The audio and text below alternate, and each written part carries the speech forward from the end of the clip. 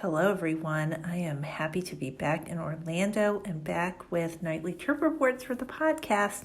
I hope this is going to be a common occurrence now. I want to tell you lots of things about our first day on this trip.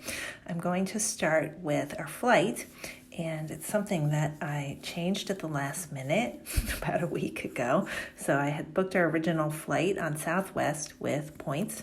I earn lots of points every year with Southwest. I did just do an offer for my email list on a one-on-one consult with my friend who does points and miles, how to fly for free.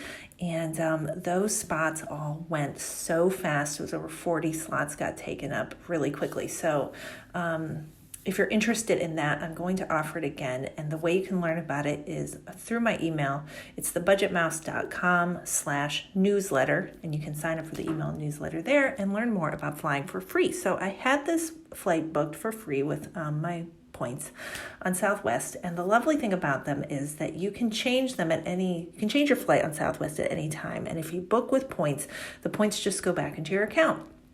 You can change it up until right before the flight leaves if you want to make up your mind if you're going to go that day or another day. You could have multiple flights booked for different days, just waiting to decide which day to go. It's really nice. So I had this flight booked on Southwest, but I didn't like it. It was later in the day, and I really wanted to get here earlier. So I kind of had my eye on some other flights, and this flight on Spirit nonstop from Raleigh-Durham to Orlando dropped so cheap a week before the trip.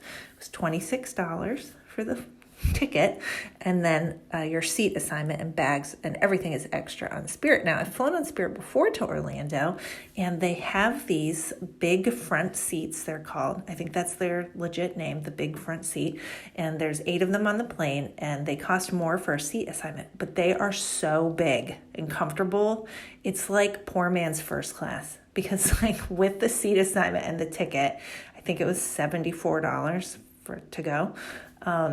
And we love those seats. So they're really nice and comfortable, and you're right in the front of the plane. So I went for that because it got us here many hours before, and I really enjoy flying in the front of the plane on Spirit. Plus, I knew that social distancing wouldn't be an issue because they're very spread out, and I knew there wouldn't be a third seat in the row. So I knew it would just be my daughter and I. So I liked that about it as well. So, you have to pay for bags on Spirit, and I don't like to do that. So we each have a rolling piece of luggage that fits under the seat in front of us that counts as a personal item, which you can take for free on Spirit and other low-cost airlines like Frontier and Allegiant. There might be others, but so we just pack light. And we take what we can take that fits in this rolling personal item, and it's actually quite a lot.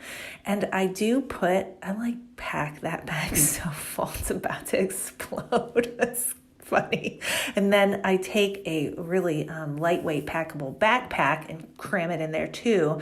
And then basically as soon as you're off your flight there, you can take stuff out of it and move it to your backpack, and then it's not so full and it's much easier to deal with that way. So that is a little hack for saving money on bags if you're willing to pack light. But I mean, it's in the 80s every day here. It's not like we need a lot of clothes. We're just going to swim a lot at the pool and go to the parks a day. So Spirit was a good experience. We did have a delay, and it was caused by a sticker not being where it was supposed to be on the plane, but whatever. Otherwise, it was a great flight. So we arrived, and, Magical Express is going away at the end of this year, sadly. And I do always take Magical Express from the airport to the resort. I don't like to take it coming back because of how it gets you there so early. But I realized I had never taken Uber or Lyft from the airport to my hotel before. I found this out because I went to what I assumed to be the right area to pick up the Uber, and the guy drove past, and then I was like, what the heck? And then I finally had to call and say, we're here. And he said, baggage stop 30. And I was like, yeah. And because I was on the lowest level, and that's where the bags used to come out. That's where the baggage carousels are. And there was a big 30 in front of the door. And I was like, yeah, I'm here, whatever. So finally, I realized I'm not in the right place because he says, I'm at baggage claim 30. I was like, well, I don't see you. So I had to ask a guy who worked at the airport. And he said, oh, that's up a level. That's at arrivals. And I was like, what? So, like a big newbie beginner here, I hike upstairs and sure enough, there it is. So, note that when you have to start getting another way to your Disney resort from the airport, the pickup for Uber and Lyft is currently on the arrivals level. And I'm sorry, on the departures, not at arrivals, not where you think it's going to be. It's not on the level of the Magical Express. It's up a level where people are like dropping other people off to get on their flights. It's there. Anyway, noted. I was apologetic to the guy. I'm like, I'm really sorry. I just didn't know where it was. So we actually aren't staying at a Disney resort. We're staying at the Hyatt Regency for one night. My daughter's with me on this work trip, and we're checking out 3 resorts in 4 nights, which obviously I don't recommend for a vacation, but this is me working and checking out resorts so I can share it with you. And the reason that I have several reasons why I stay at the Hyatt Regency Orlando. This is the one that's next to the convention center on iDrive. First of all, it's really close to SeaWorld. It's right next to SeaWorld and very close to Universal. And I don't have any hotels I can recommend by there because I've actually never been to those parks because I'm a complete Disney freak and I only go to Disney World. But lots of you go to other parks, and I will eventually, I promise. But I had never stayed at a hotel in this area. So first of all, I thought I should do that. Second of all, I have the Hyatt Chase credit card, and I get a free night certificate every year that you do have to pay an annual fee on the card. And I had to look it up because I didn't know what it was. It's $95.